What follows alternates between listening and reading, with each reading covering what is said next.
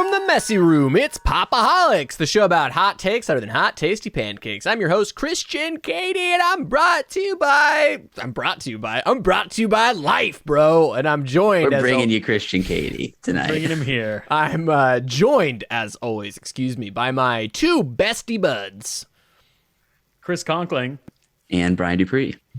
And what have you stumbled upon? Well, this is a weekly upload. For our YouTube watchers, you've reached a portion of it. For podcast listeners, and you know what the deal is with this, you've reached the entire weekly upload. So if you're watching on the YouTube page, make sure you subscribe down below the audio feed. What do we do here, though? We start with Brian's Wacky News Corner. We go through all the latest in news with pop culture. We list and talk about some upcoming releases. And then for audio feed listeners exclusively, we discuss what we've been consuming. And boy, if you're not subscribed to the audio feed, we got a lot of great stuff. Brian saw the latest Wes Anderson film, correct? Yep. As well as Edgar Wright's new movie. So you're on the trendy director side. I've been playing the Guardians of the Galaxy, and boys, you're not expecting what's happening. I mean, you are because we text and stuff. I can't wait to hear. We've got a little inkling, but definitely excited to hear more. For something that we thought was going to be a stinker, expectations were far exceeded. And then Chris is going to be talking about another podcast, which I don't particularly like, competing podcasts. We don't want to tell people they could listen to other podcasts, but he's going to talk about real up and comer who's definitely in direct competition with us. Yeah, so. Brand new on the scene. Real competition for us, Brian, like you said. It's true. So after that, we do our community feedback corner. So that's what the show looks like today. We also have our main feed, and I'm loving this month. Feels like a month that was made for me, which is fitting because my birthday happens this month, which is very exciting. But Danny Villeneuve-Ember, oh my goodness, we covered Dune. We have the video up for that now, as well as on the audio feed, and then we're talking Blade Runner on Wednesday. So I'll make sure people know to check that out because I'm having a great time.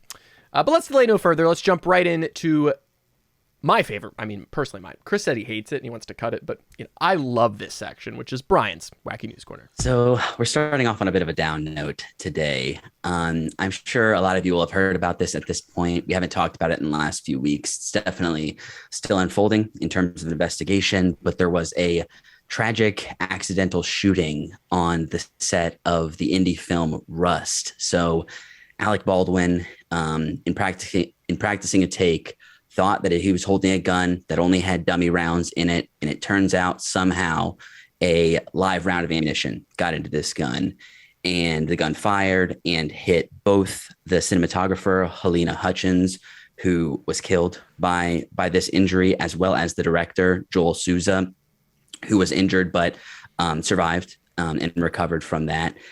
This is just absolutely tragic, especially given the history of this stuff happening in Hollywood. Brandon Lee, like 30 years ago at this point, tragically lost in a similar way on the set of The Crow. And after that, a lot of new regulations for having live weapons on set were implemented to not happen, ever again. And here we are, and it's a tragic, and obviously first and foremost, our thoughts go out to Helena Hutchins and her family and friends.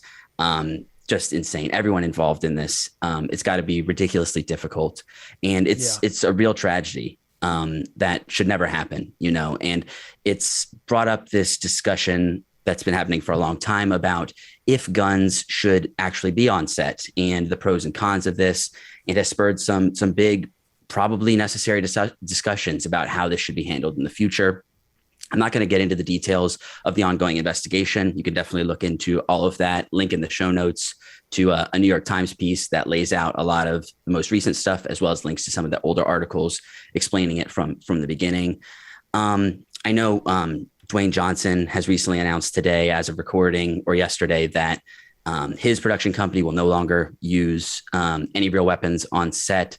So it seems to be sparking a change and a conversation in Hollywood. So how do you guys feel about this issue? Obviously, it's an atrocious, event that should never have happened. But how do you feel about guns on set and the issues that this kind of thing raises?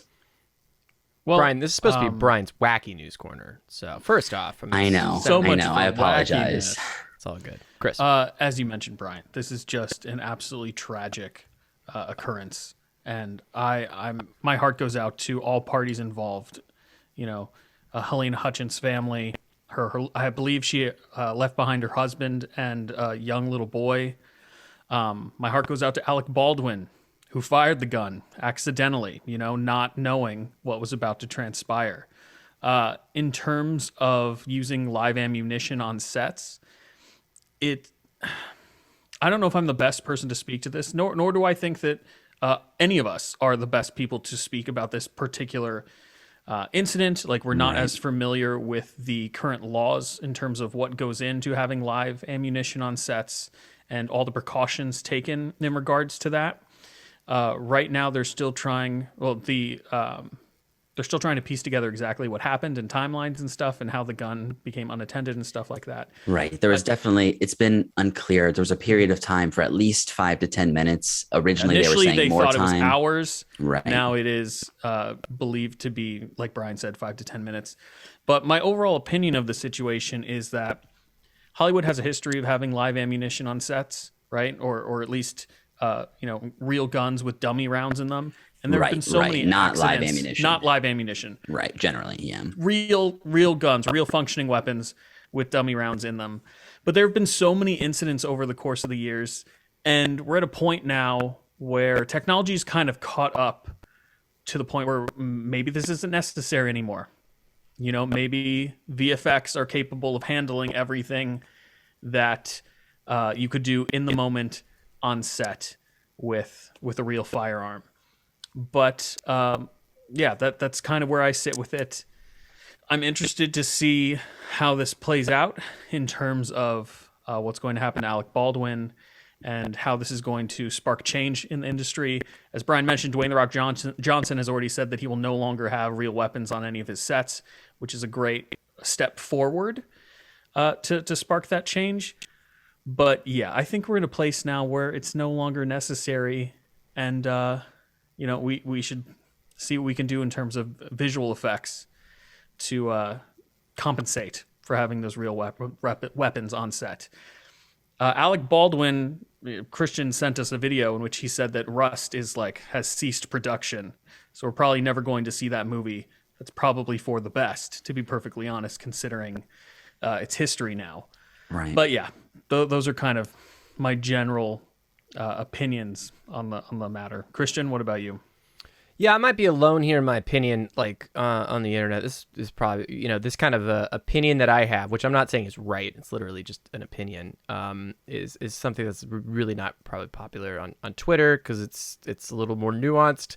I'm not saying it's right. I'm not saying I'm smarter than anybody else, but, obviously, first and foremost, super tragic that someone died, of course. It's horrible, especially her being a mother and being young and seemingly just getting her career started. And of course, Alec Baldwin, if this is a misfiring, as it seems like it is so far in the investigation, it's horrible. That's going to weigh on him. From what we understand, they were colleagues and they were friends. But I think the greater conversation about firearms on set, I mean, firearms in general are a can of worms as far as their legality in the United States, straight up, that's just the way it is. As far as the rate of accidents like this in the industry as a whole, more people die in stunt people are the most common sufferers of accidents on set. And that's from anything to cars, to fighting scenes, to high wired acts and all that. That is a more dangerous area. And actually the firearm safety it has a very good record. There's obviously a few tragic incidents, but I think it begs this bigger question about guns in general. But as far as guns used in film, I think that's the least gun problem that there is in the country or in the world. So I find it weird to dogpile on this specific thing, where I think there's probably a greater conversation about firearms in general. To say that visual effects can make it look good, I mean, you can, but I mean, when you fire a firearm, you have recoil, you have the dislodging of the bullet, you have the lighting, you get a muzzle flash, you get smoke, you get all these different things that behave differently in different conditions. It wouldn't be perfect. And it would take time to perfect it. In my understanding is things like muzzle flash and smoke are relatively easy and inexpensive these days. Recoil is something that I imagine you could train actors to mimic if it's something that you are wanting to do.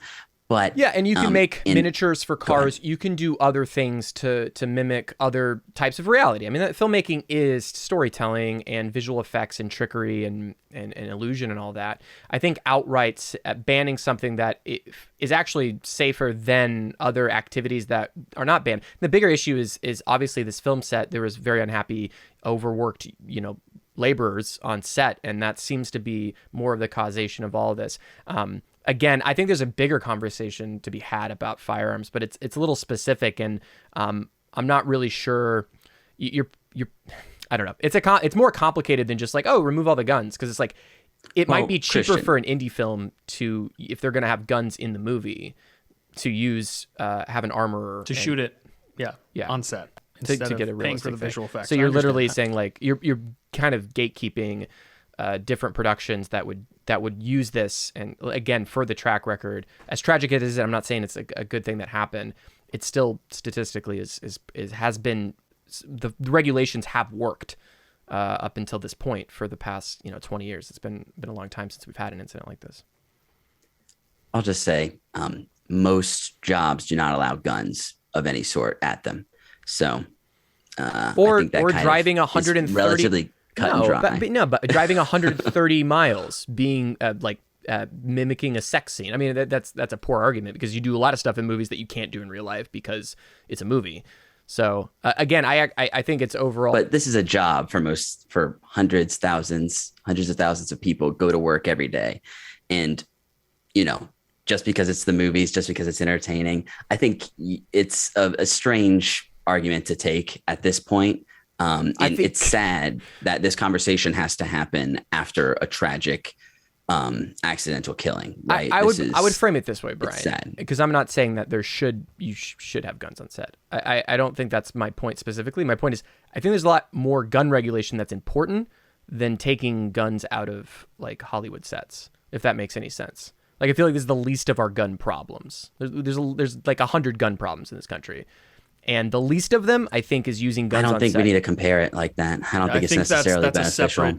That's a separate conversation. What I've always feared, and this is always a philosophical argument, and this is the last point I'll make before we have final thoughts on this, but is that one thing that I've always thought about is the reality of guns is rarely shown in PG-13 and below, as far as what guns do, which I do think is dangerous, because they're used as this cool thing. And let's be honest, we talk about our favorite movies. It's using and adding sexual value and masculinity to firearms. Like that's part of what Hollywood does. And I think the downside of a lot of visual effects and some things over the time is that like kids just don't know, like children don't know how violent and destructive firearms are. And by making everything CG, by making everything fake, I do think it perpetuates, like having no blood in anything. Like, I've always thought that's somewhat damaging to the reality of what firearms are. And by saying, well, we could just use rubber guns and stuff, you're further separating the reality of guns. When people think of guns and gun problems and what we think of guns as a culture, you're separating it from the reality of what they are. And I just think saying that you can't have a real firearm that shoots, like, should there be better regulation? I don't know, that shoots realistic blanks that are less dangerous, like, sure, but like, again, taking away tools to filmmakers, I'm not particularly a fan of. I am a fan of making sure sets are safe, for sure, and what happened here should never happen again. But again, it's hard to quantify when it's like, well, this is how many stunt people die in this type of activity using wire work. So should we ban wire work or make wire work safer?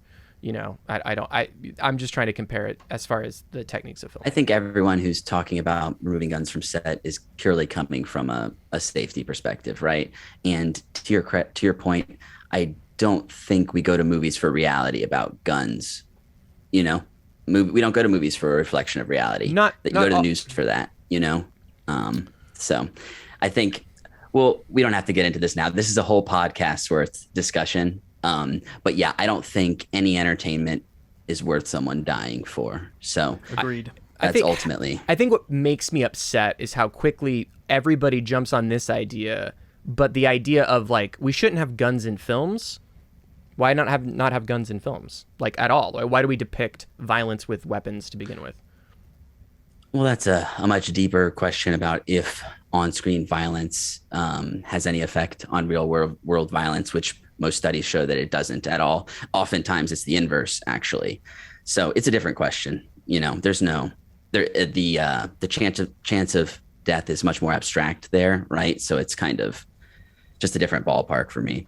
But fair point. The sexualization of guns and everything is a whole other different issue. But yeah, rest in peace, Helena Hutchins. Tragic event that will definitely be rippling through Hollywood That's for a definitely while. going So to make we'll changes see. for sure. Right. Okay. So moving forward from that, we're getting towards the holiday season. We've got Thanksgiving and Christmas coming up, but Christmas right after Halloween, it always just starts rearing up and appearing all around us, regardless of if you want it to or not. My wife already wants to decorate our house for Christmas. Hey, What's Thanksgiving? The organization or the decorations are definitely already up for sale, right? So she definitely can. But in that spirit, Jason Sudeikis and Jean Smart, as well as a bunch of other celebrities, have signed on to do a table reading of It's a Wonderful Life for the Ed Asner Family Center. So for those of you who don't know, It's a Wonderful Life, it's from 1946. It's directed and co-written by Frank Capra and based on a short story by Philip Van Doren Stern, which is also loosely based on A Christmas Carol by Charles Dickens. Apologies, everyone knows what It's a Wonderful Life is, but this story stars James Stewart as George Bailey, a man who has given up his personal dreams in order to help others in his community, and whose suicide attempt on Christmas Eve brings about the intervention of his guardian angel. So this is going to star not only Jason Sudeikis, but his actual uncle, George Wendt, as well as Jean Smart, Rosario Dawson, Mark Hamill, Martin Sheen, Mandy Patinkin, Lou Diamond Phillips, Phil Lamar, Ben Mankiewicz, Ron Funches, and Ed Harris. It's a great cast. And yeah, huge cast, hosted by Tom Bergeron. And the Ed Asner Family Center promotes mental health and enrichment programs for children with special needs and their families. So funds are going to be going to a good cause. I'm sure it's going to be entertaining. And I know a huge swath of people, whether it be from when it was aired on TV every year or just watching it on streaming or personal copies, this is an annual staple for many people. So if you want to see some of your favorite modern faces doing a take on this for a good cause, I think this will be a good look. And that'll be coming, I believe, December 5th. Apologize. Yes, on December 5th. So I'll try and remember to announce that the week of as well. But yeah, how do you guys feel about what's your history with It's a Wonderful Life? I feel like I've seen scenes from this movie, and if I've seen it, it's from when I was very young and don't really remember much of it at all. But I just know of it from the zeitgeist. Do you guys watch this movie every year? Are you fond of it? No. Well, I'm not. No. Let me rephrase. This movie sucks. I was answering your first question. Do I watch this movie every year? No, I don't. And like you, Brian, I've seen many scenes from this movie, but I've never seen it in full. So, this kind of makes me want this year to go and watch It's a Wonderful Life finally in its entirety. Not necessarily through this fundraiser, but the original itself with Jimmy Stewart. But this, like I said, this cast is excellent. Do we know is Jason Sudeikis playing Jimmy Stewart's character? Is he going to be the lead in the table read? Yes, I believe so. Yep, he'll play George Bailey, and his real life uncle is playing Uncle Billy. Yep. That Jason Sudeikis, he's so hot right now. So hot right now. Who would have thought I a honestly think it's a great choice. SNL cast member could have come this far? It's very. Oh my gosh! No, I'm very happy. Have you seen Colossal Christian? I have. You got to check out. But I'm a fan of all his work. I mean, he's great. He's great on certain TV programs that you might have seen recently that are absolutely excellent. So he's killing it. It's a real Sudeikis assance. There you go. Definitely. I have seen It's a Wonderful Life. I saw it for the first time 2 years ago, I believe, was when I watched it. Okay. And it is. I can tell you, watching it firsthand, I'd seen a couple scenes from it, and I definitely was like, oh, I've heard this line or I've seen this thing, and it is still as emotionally powerful as it has ever been. I mean, I was in tears at the end of the movie, like legit, and it was the first time I saw it as a grown ass man. and it's something that I'm trying to add into me and my fiance's annual Christmas movie watch list, because cool. it is that pleasant, it's that sweet, and it's like really it's really emotionally powerful, because it's not just like happy, right? It's actually it actually ends on a pretty dour note and then has this very uplifting ending that totally works still in 2021. So Ted Lasso himself playing Jimmy Stewart's character is my question is he perfect. going to be doing a Jimmy Stewart impression the entire time? Well, I don't know, Chris. Because knowing I don't know if he's going to do Sudeikis, that. there are two ways that he can go about doing this. He can either do the Jimmy Stewart impression if he's got that in his utility belt of bits, or he can do the Jason Sudeikis version of this, which I think he's also capable of. I would be more interested in seeing his version than him doing a Jimmy Stewart impression, but I feel like it's probably going to be the latter. Can confirm So it. iconic He that definitely, you got to imagine he's going to be pulling from it at least. he we'll see, definitely we'll see. did the impression when he was like first warming up to like doing this. That's I'm sure. gotta be the go-to. It's such an iconic performance. I think he's going to do the Jack Nicholson version, to be honest. That would be interesting. Now that would be interesting. So yeah, that's Jason Sudeikis and many others who are starring in a table read of It's a Wonderful Life for the Ed Asner Family Center, December 5th. All right, last piece of news proper. We are all big fans of writer, director, actor Taika Waititi, probably relatively most famously known for Thor Ragnarok in the Marvel Universe, but has made What We Do in the Shadows, Jojo Rabbit, a bunch of stuff Flight of the Conchords, right, of course. For the Wilder People. Yes, many amazing projects that he's been tied to in different capacities. And he has been tapped to direct and co-write with frequent collaborator Jermaine Clement from Flight of the Conchords and What We Do in the Shadows, as well as Peter Warren, to write the Incal adaptation, which is the widely renowned and that's what it's called? Insanely influential. I thought it was called the Incel. I was like, it's pretty dark for Taika Waititi. Turns out I don't read so good. That's a different one. But this is, a famous dystopian sci-fi story from Alejandro Jodorowsky, who is a acclaimed, insanely esoteric director who I've seen a few films of, and someone I'm always interested to dive into his work, as well as the late artist Mobius, who's also acclaimed and famous in his own right. I don't know too much about this story. It centers on intergalactic private eye John DeFool, who gets caught up in a grand space opera after happening on a mystical artifact called the Incal. So things like Blade Runner and a bunch of other sci-fi has been inspired by this. And I'm sure the imagery will be familiar because it is so inspirational to other things that came after it. But Taika Waititi seems like, every project he's attached to, I'm generally interested in seeing. Taika Waititi, who is still alive, 92 or 93 years old at this point. I don't know if he's going to be involved in any production capacity or anything, but I'm super excited for this kind of sci-fi epic coming off of Dune and Denis Villeneuve's kind of stylistic taste. It would be interesting to see Taika kind of take on something similarly huge in scope with his style. So I imagine you guys probably hadn't heard too much about this comic before, but how do you feel about this adaptation of The Incal? I can't wait to see it. As you said, Brian, I'm not very familiar with the graphic novel itself, but Taika Waititi coming off of two, quote unquote space operas with Thor Ragnarok and Thor Love and Thunder, but he really did take that character and move him into the greater cosmic Marvel Cinematic Universe. With the Guardians of the Galaxy expected to be in Thor Love and Thunder, I'm excited for him to take on a property that is still kind of in the same genre, but not tied to some of these giant franchises that we're currently seeing in Hollywood. Like, when we're going to talk about this on Wednesday, but when Blade Runner 2049 came out, Villeneuve delivered this kind of separate science fiction film. I say kind of separate because it was tied to another film prior to that, Blade Runner. but that kind of sparked my interest in these standalone science fiction films like Dune, which we already reviewed this month.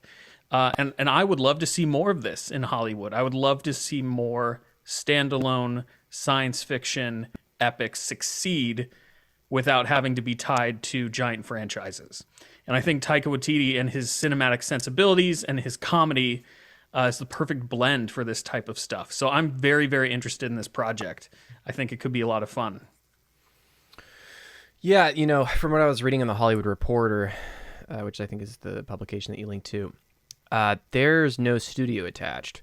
And I think a lot of the success of it, as far as a visual and presentation standpoint, is going to depend on the studio that backs it and gives it the money and love and care. Apparently, they're waiting to find a studio until they have the full script, which I believe Taika has delivered at this point. Yeah, it sounds like they have a decent chunk done. It's a little bit unclear, but there's definitely stuff in the works that they're waiting to take around to studios, it sounds like. And I think bringing Taika on is probably going to, at this point in time, make it even more likely to He's get also about to happen. direct a Star Wars picture.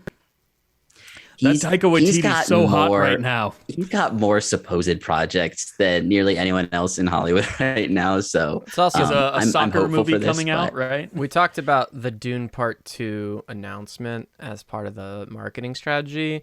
And as I've dipped a little bit into the PR world and entertainment, what this sounds like is the collaborators. This is the pitch to be like, what studio wants to pick this up? Because this is very interesting, and this is generating a lot of buzz. So that seems to be what it is. This is the initial pitch, and we'll hear about a studio picking it up in the next couple weeks to a month, depending on how. 120, 150 $150 million. Anyone trying to make this movie? Sounded pretty cool.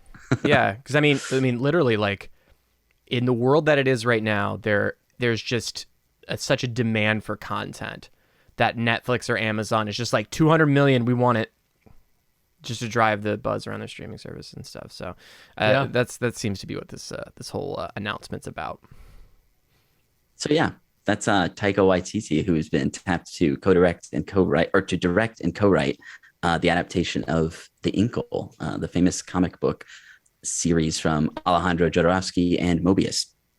All right, there is so much stuff coming out this week, so I'm going to do too much a fly through. I know and there was still stuff left out with this list. So starting in the TV front, coming to Apple TV Plus this Friday, we've got The Shrink Next Door. So this show, I'm still unclear about the basis of potential reality in quotes of this show. It's a dark comedy miniseries coming to Apple TV Plus. It's based on a podcast of the same name by Joe Nocera, who supposedly knew the person who this is based off of, Isaac Hirschkoff, who is the same name as the character played by Paul Rudd in this show.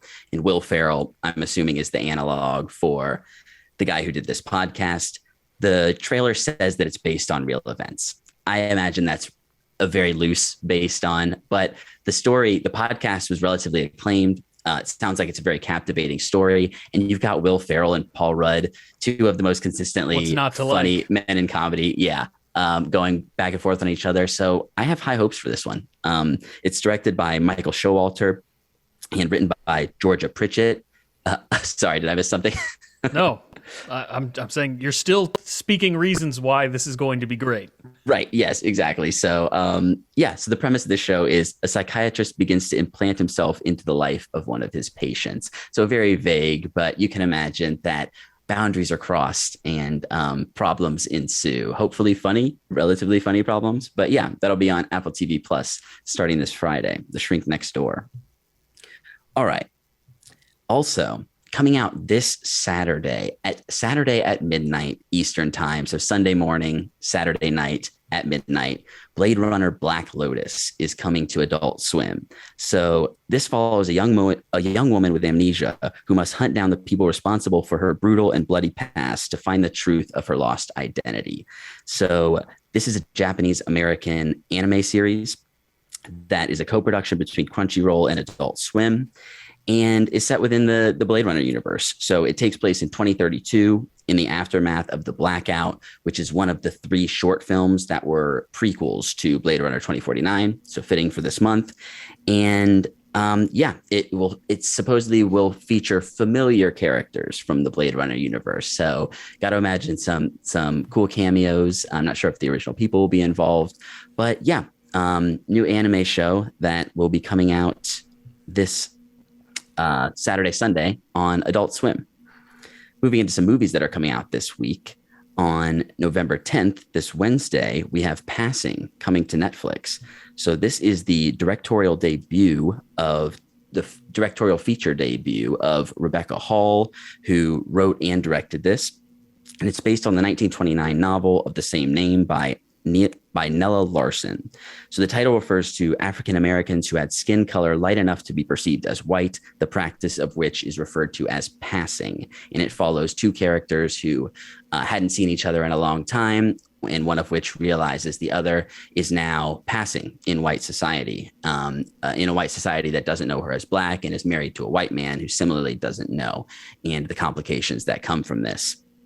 So definitely fraught topics relevant for this time. I've seen, as usual, there are, for better and for worse, a lot of conversations on Twitter about the casting choices here and the reality of these people passing in the time that they were living, which, always good to have discussions about the reality of what we're seeing on screen and in casting choices in that. So yeah, that's Passing. That'll be out this Wednesday, and it stars Tessa Thompson and Ruth Negga in the 2 main roles. Looks like something that, if it does well, could definitely be up for some Oscar potential in terms of performances there. Moving on from that into some less serious territory. Clifford, the big red hog. Dog. Shit, we are all super excited Clifford, for this, big obviously. red logs. Yes. This is coming to theaters and Paramount Plus day and date. And I mean, what do you need to know about Clifford the Big Red Dog? He's a puppy. He's giant, and there's going to be shenanigans. This is directed by Walt Becker, and it's based on the children's book series written by Norman Bridwell. It stars Jack Whitehall, Darby Camp, Tony Hale, John Cleese, a bunch of people, as well as David Alan Grier, providing the vocal effects for Clifford himself.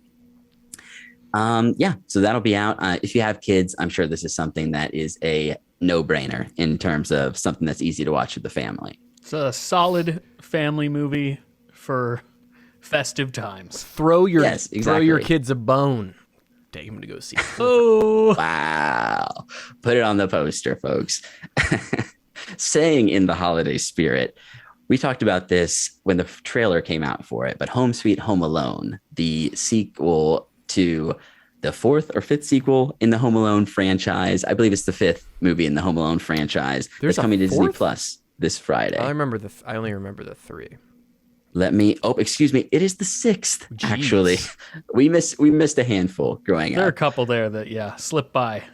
Yeah, exactly. Home Alone, what is there to say about it? A kid, he gets left home alone. He gets left at home for some reason. There's people trying to break into his house, and he is going to try and thwart them with a bunch of ingenious contraptions, seemingly fatal traps. Honestly, it's a classic case of like these people would be dead if this movie was rated PG-13. But because it's a kids movie, it's going to be plenty of fun shenanigans that hopefully has a happy ending and has some good holiday spirit in there as well. That is Home Sweet Home Alone.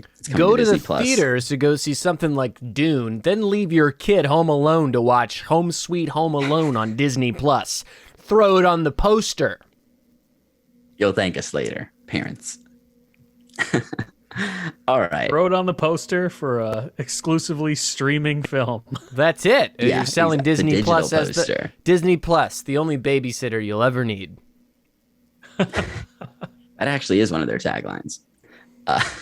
Something else that's coming out this week, only in theaters, is Belfast, the latest movie from Kenneth Branagh. So this is a semi-autobiographical film which chronicles the life of a working-class family and their young son's childhood during the tumult of the late 1960s in the Northern Ireland capital. So this is written and directed by Kenneth Branagh himself. It stars Catriona Balfe, Judi Dench, Jamie Dornan, Kieran Hinds, Colin Morgan, and newcomer Jude Hill. another one that is clearly going to be in the running for Oscar contention. I've seen the trailer probably 4 or 5 times now in theaters. And this movie, every time, just looks like not only emotionally joyous, but also potentially tragic. It doesn't give too much away. But what's happening in Northern Ireland at this time is, I think in the trailer, it even is described as a civil war. So a lot of contention happening at this time. And yeah, a personal film from Kenneth Branagh. So Belfast, that'll be out this Friday in theaters. And lastly, quick, Belfast to the nearest theater to see Belfast. Because it's going to be gone. Belfast. It's going to be gone. Theater. Belfast Run from the like cinema. Belfast. It'll be. We're workshopping it. It'll be. We'll get there. Bell quickly removed from the screen upon which it starts. So that's Belfast. What else is coming up, Ryan? I didn't even mention both Belfast and Passing are in black and white. So 2 black and white movies coming out this week. The last movie that I don't think anyone involved had any pretensions about Oscar contention with this one. No, we've got Red Notice coming to Netflix, an action comedy written and directed by Rawson Marshall Thurber. And this is his third collaboration with Dwayne Johnson. They formerly did Central Intelligence and Skyscraper together. And also stars Ryan Reynolds and Gal Gadot. The plot of this movie: in the world of international crime, an Interpol agent attempts to hunt down and capture the world's most wanted art thief. This movie looks extremely generic. And, I think you know what you're getting into. You're going to have silly quips, dryly delivered, and attempts at good action scenes that will remain to be seen. I've seen a consistent hatred for this movie on my timeline, so I don't have high hopes. Yes, completely being dragged. But I have to say, these are 3 individuals who are exceptionally charismatic. So, I mean, unless their charisma's like canceling each other out. Yeah. Dampening which it each might other. Be. It's true.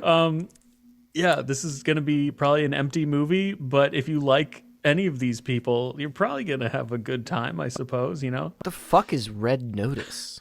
What is that referring to? I've heard of blue balls. I've heard of a pink slip, but a red notice. I'm sure it's probably explained in spoiler. It's probably you have to watch the movie to find out. I'm just imagining Dwayne "The Rock" Johnson turning to the camera and going, "You're on red notice." That's going to cap. And you have to point at the screen. You have to do the Once Upon a Time in Hollywood meme. Oh. Yes.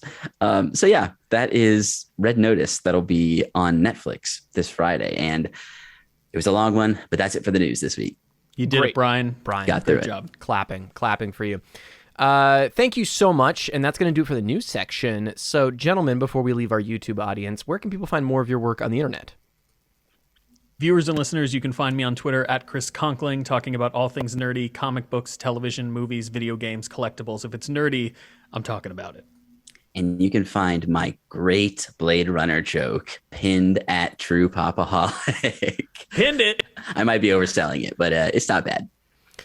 And you can find my band at Midnight Satire. As of this weekly upload, the audio version, I think the video version is going to go up on Sunday, but on Monday, the video premiere for Positive NDA will be released, barring there's not some shenanigans that happen with the press around it, which may or may not be non-existent. But more to come on that. But I'm pretty sure, based on what I know today, it's going to be coming out. So please go watch it and please go share it, because there's a lot of time and effort that went into making it, and it's pretty cool. It's I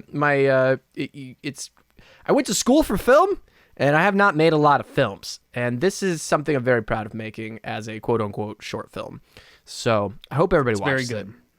We'll put a link in the show notes at some point, probably for 5 months. Sorry, fellas, to try to promote it. But curious to see what you think, too. So head on over, follow Midnight Satire, and check that out. And that's going to do it for this YouTube portion. Thanks for watching. Subscribe in the comments below. Send us an email at popholicscast@gmail.com. Write a question in the comments. We usually respond. We read all our comments, all our emails, all that stuff. So we'll see you all a bit later. Bye.